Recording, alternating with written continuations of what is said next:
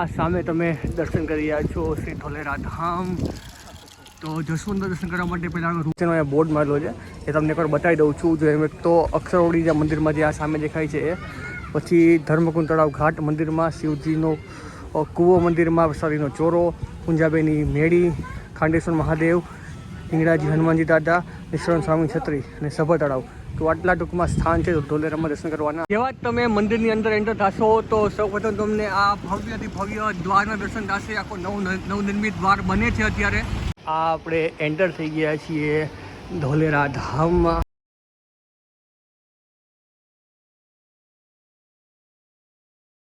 જી મહારાજના સર્વ લાડીલા સંતો તથા હરિભક્તોને હર્ષોત્સવ એકવાર ફરીથી ભાવપૂર્વક હેતપૂર્વક જય સ્વામિનારાયણ મહાદેવ હર। તો અત્યારે હું આવી ગયો છું આપણા 6 ધામનું એક ધામ એટલે કે ધોલેરા ધામ। તો આજથી હું સિરીઝ સ્ટાર્ટ કરું છું ધોલેરા ધામના જેટલા પણ આજુબાજુમાં સદીના સ્થાનો છે, ધોલેરા મંદિર, ધોલેરા ગામ, ધોલેરાની પંચતિથિ એના જેટલા પણ મારાથી ગામમાં થશે એમને સંપૂર્ણ દર્શન કરાવીશ। આખા ભાલ પ્રદેશનું દર્શન કરાવીશ અને ધોલેરા જે દિશાવતી મહોત્સવ આવેલો છે એ ઉપલક્ષમાં હું અહીંયા આવ્યો છું અને હું તમને દર્શન કરાવીશ ધોલેરા ધામના। ધોલેરામાં જેટલા પણ મહાદર્શનના સ્થાનો છે અને આખી ધોલેરાની પદ્ધતિ દર્શન કરાવીશ। તો અત્યારે હું પહોંચી ગયો છું જે સામે મુખ્ય મંદિર ધોલેરા ધામ। આ સામે તમે દર્શન કરી રહ્યા છો શ્રી ધોલેરા ધામ। તો જસવંત દર્શન કરવા માટે પહેલાં રૂમની વ્યવસ્થા કરીએ છીએ રોકાવાની, પછી તમને આખું દર્શન કરાવીશ મંદિરની અંદરના। અને આ આખી બાજુ તમે અક્ષરડેરીના પણ દર્શન કરી શકો છો, સંપૂર્ણ દર્શન કરીશું આપણે। અને સામે છે વડતાલ ધાર્મિક સ્ટોર। અને ધોલેરામાં શું પ્રસાદીના સ્થાનો છે એનો અહીંયા બોર્ડ મારેલો છે, એ તમને એકવાર બતાવી દઉં છું। જો એમ એક તો અક્ષરવડી જે મંદિરમાં જે આ સામે દેખાય છે એ, પછી ધર્મકુંડ તળાવ ઘાટ મંદિરમાં, શિવજીનો કૂવો મંદિરમાં, વરસાદીનો ચોરો, પુંજાબેની મેળી, ખાંડેશ્વર મહાદેવ, હિંગળાજી હનુમાનજી દાદા, નિશ્વરણ સ્વામી છત્રી અને સભા તળાવ। તો આટલા ટૂંકમાં સ્થાન છે ધોલેરામાં દર્શન કરવાના। અને આ અક્ષર એના પણ તમે દર્શન કરી શકો છો। અને આખું આ ધોલેરા ધામ ઘણો વિકાસ થઈ ગયો છે। હવે છે ને પહેલાં આપણે જશું મંદિરની અંદર દર્શન કરવા માટે। મંદિરની ઓફિસમાંથી આપણે ઉતારવા માટે જે આ પોઈન્ટ મળી ગઈ છે અને આ એક બુક લીધી છે મેં, એમાં ધોલેરા ધામનો આખો મહિમા લખેલો છે। તો આ વાંચીને તમને આખો ધામનો મહિમા સમજાવીશ। અને આ છે મુખ્ય મંદિર, અંદર જશું આપણે। પહેલાં છે ને આપણે ઉતારા જઈ આવી છીએ અને સામે તમે આ જોઈ શકો છો અક્ષરોની એક્ઝેક્ટ પાછળ ઉતારા છે, એનું નામ છે કષ્ટભંજન દેવ યાત્રિક ભુવન છે। અને જો અહીંયા પર પ્રસાદીની છત્રી છે એના પણ તમને દર્શન થાય છે। અને સામે વડતાલ ધામ ધાર્મિક સ્ટોર છે, ત્યાં પણ જશું આપણે। પહેલાં એક્ઝેક્ટ અક્ષરવડી છે, અક્ષરવડીની એક્ઝેક્ટ પાછળ જ તમને ઉતારા મળી જશે। તો ત્યાં જઈએ છીએ આપણે। જો આ બાજુ પણ તમે જોઈ શકો છો ભવ્યથી ભવ્ય ઉતારા તૈયાર થઈ ગયા છે ધોલેરા ધામમાં।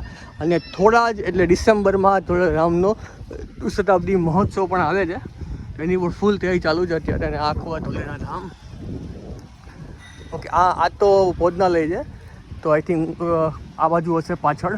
તો જઈએ છીએ આપણે।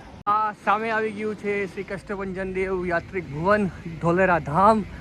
એક્ઝેક્ટ આ મંદિર અને મંદિરની પાછળ જ આ યાત્રિક ભુવન છે। તો જઈએ છીએ અંદર અને આપણે પહેલાં ઉતારો છે લઈએ છીએ। ઉતારો ઓફિસ પહેલાં ગોતવી પડશે કઈ જગ્યાએ છે।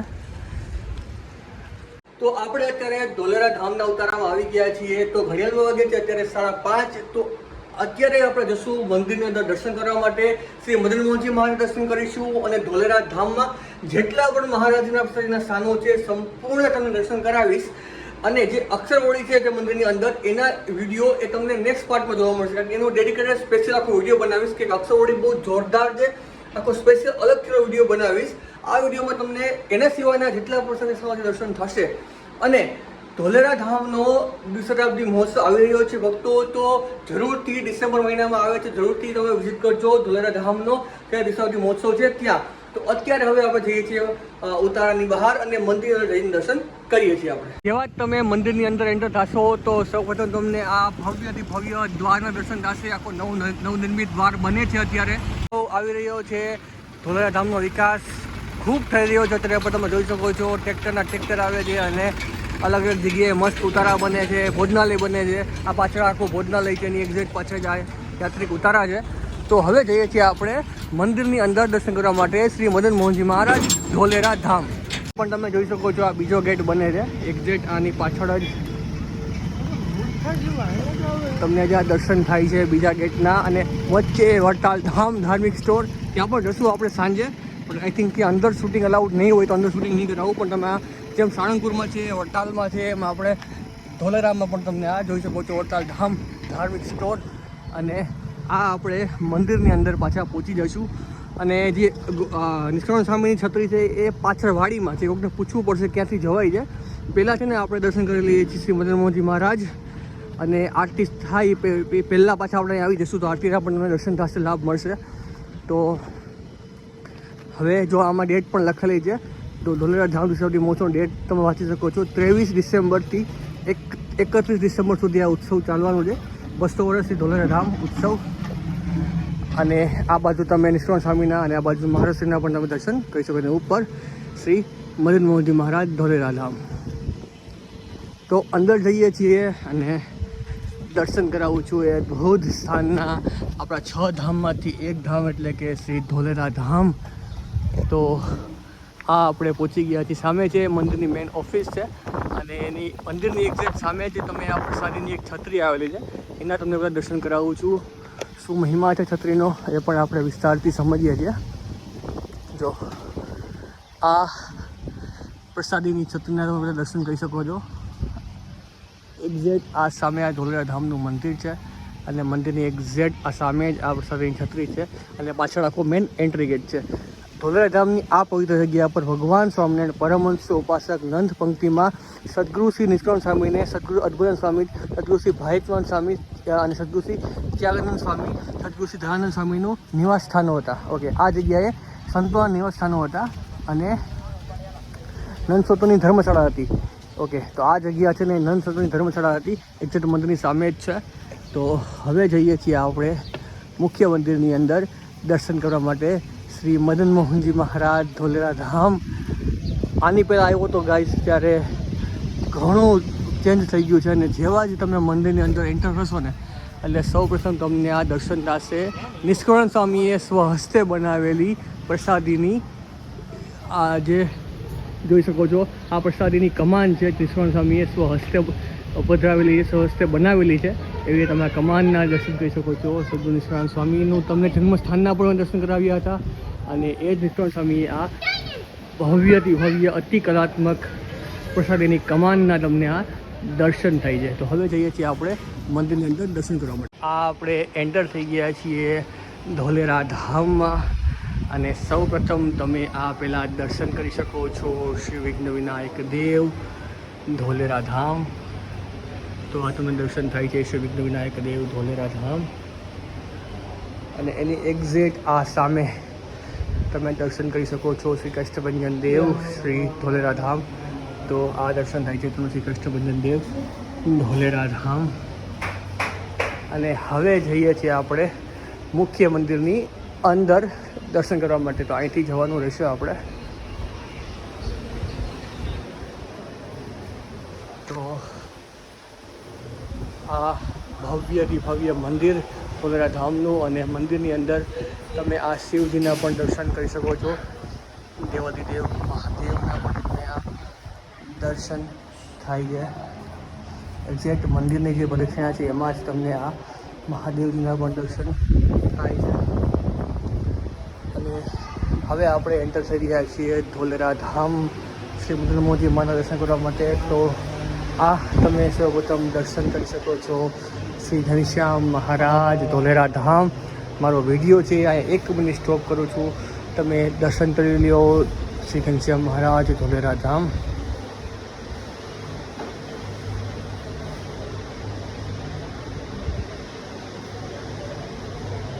મહારાજ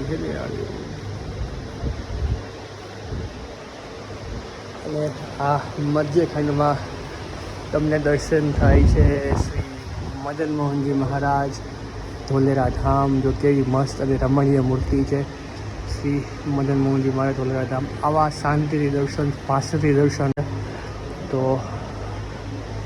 એ દર્શન તમે કરી શકો છો શ્રી ધોલેરા ધામ. શ્રી મદન મોહનજી મહારાજના તમને દર્શન થાય છે.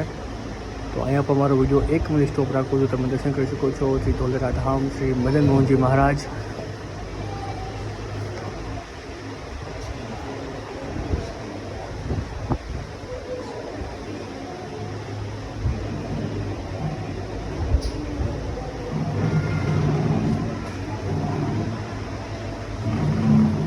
લાસ્ટ ખંડમાં તમને શ્રીજી મહારાજની જે સુખ સૈયા છે એના તમને આ દર્શન થાય છે. લાસ્ટ ખંડમાં શ્રીજી મહારાજની તમને સુખ સૈયા છે એના આખા તમને આ દર્શન થાય છે. તો મંદિર દર્શન કર્યા પછી હવે જઈએ છીએ આપણે અહીંયા જે નિષ્કળ સ્વામીએ પોતે જે તળાવ બનાવેલું હતું એવું તળાવ છે એ મંદિરની પાછળ જ છે. અને શિવજીનો કૂવો એ પણ પ્રસાદીનો છે, ત્યાં પણ જઈએ છીએ આપણે. અને પછી જશું આપણે જે પુંજાભાઈની ડેલી કહેવાય ગામમાં એના દર્શન કરવા માટે. તો પહેલાં આપણે જઈએ છીએ હવે જે તળાવ છે પ્રસાદીનું એના દર્શન કરવા માટે. એક્ઝેક્ટ મંદિર છે અને મંદિરની આ પાછળ એટલે કે જે આપણી ઓફિસ છે ને જે કોઠારી ઓફિસ છે એની એક્ઝેક્ટ પાછળ જ તળાવ આવ્યું છે પ્રસાદીનું. તો ત્યાં જઈને તમને પાસે જઈને દર્શન કરાવું છું. અને જો ધોલેરા ધામમાં છે ને 200 પ્રદક્ષિણા કરનાર ભક્તોને ખાસ સૂચના, જો આમાં 200 પ્રદક્ષિણા પણ તમે કરી શકો છો. 200 પ્રદક્ષિણા કરનાર ભક્તોએ પરીક્ષા પૂર્ણ થયા બાદ દર્શન કરવું આવશ્યક છે. 200 પ્રદક્ષિણા કરનાર ભક્તોને આશીર્વાદ પત્ર અને પ્રસાદીનો ખેસ મેળવી લેવો. અને 200 પ્રદક્ષિણા કરનાર ભક્તોએ ઓફિસ ટેબલ પર સંપર્ક કરવો. જોઈ લો આ 200 પ્રદક્ષિણાનો મહિમા અને આખું પ્રોસેસ છે આખી. અને વડતાલ જેટલી મોટી પ્રદક્ષિણા નથી એટલે આરામથી તમારા 200 પ્રદક્ષિણા કરી શકો છો. અને દિશોત્સવ મહોત્સવ આવે છે એટલે 200 પ્રદક્ષિણાનો મહિમા અત્યારે ખૂબ જ છે. અને સામે આ પાછળ તમે ભક્તરાજ શ્રી પૂંજા બાપાનું ધર્મકુંડ તળાવના ઘાટના તમે દર્શન થઈ જાય. અત્યારે ગેટમાં તાળું માર્યું છે પણ તમને હું અહીંથી દર્શન કરાવી દઉં છું. જો આ સામે તમે આ પ્રસાદીનું તળાવ છે, તમને એના દર્શન થાય છે. જો કેવું મસ્ત જોરદાર આ પ્રસાદીનું તળાવ છે. અને આઈ થિંક આ બધું હનુમાનજીનું મંદિર અને જે છત્રી છે નિષ્કળ સ્વામીની બાજુ જ છે. તો તળાવના પણ તમને આ દર્શન થાય છે. મંદિર છે અને આ બાજુ તળાવ ને મંદિરની એક્ઝેક્ટ વચ્ચે જ તમે આ શ્રી હરિની પ્રસાદીની કૂપના દર્શન થાય છે. જો આ પ્રસાદીનો કૂવો છે એના પણ તમને આ દર્શન થાય છે. તત્વ શ્રી પ્રસાદીની કૂપ, તો આ તમે દર્શન કરી શકો છો પ્રસાદીની કૂપના. અને આ પાછું આખું મંદિર છે. હવે જઈએ છીએ આપણે પૂંજાબાઈની જે પ્રસાદીની મેળી છે ત્યાં, એ ગામમાં આવેલી છે મેળી. તો ત્યાં જઈને તેનું દર્શન કરાવું છું. અને પછી જશું આપણે નિષ્કળ સ્વામી છત્રી અને પ્રસાદીના હનુમાનજી મહારાજના દર્શન કરવા માટે. આ સામે તમે આ ભવ્ય વિશાળ આ ગેટ જોઈ શકો છો. આઈ થિંક અહીંથી તો બહાર નથી જવાતું, પાછું આપણે આમ જ જવું પડશે. અને આમથી આપણે બહાર નીકળીએ કે આ ગેટ હજી આખો બંને છે ના, આ સાઈડથી રસ્તો કાઢેલો છે તો ત્યાંથી આપણે બહાર જઈ શકીએ છીએ. મંદિરની